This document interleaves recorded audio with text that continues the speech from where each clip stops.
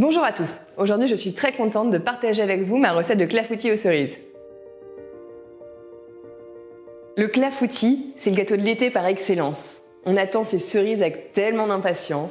C'est un gâteau qui est doux, qui est réconfortant et surtout c'est un gâteau qui se partage. On a tous le souvenir d'un bon clafoutis juste sorti du four, un long déjeuner de famille. Ce beurre, il va surtout faire ce petit jus de cerise qui vont venir enrober les cerises et donner toute cette gourmandise.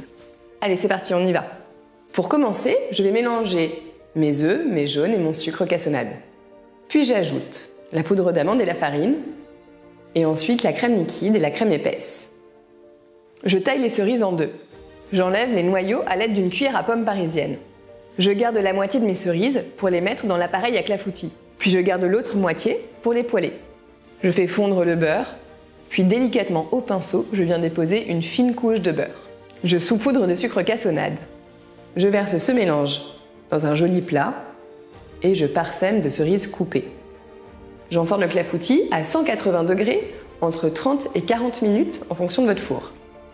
Je zeste un citron et je fais sécher ces zestes sur une plaque de cuisson à 50 degrés pendant 10 à 15 minutes. Je commence à chauffer ma poêle, puis j'ajoute le beurre.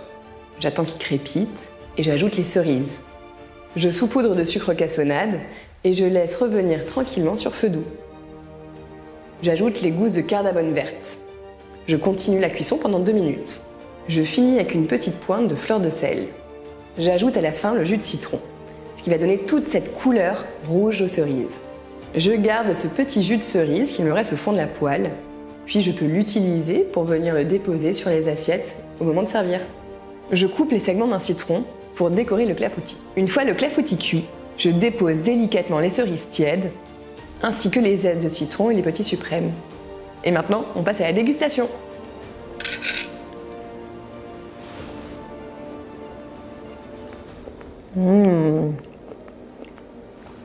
Je vous souhaite un très bon moment de pâtisserie à tous et je vous dis à très vite avec le beurre Charentes Poitou AOP.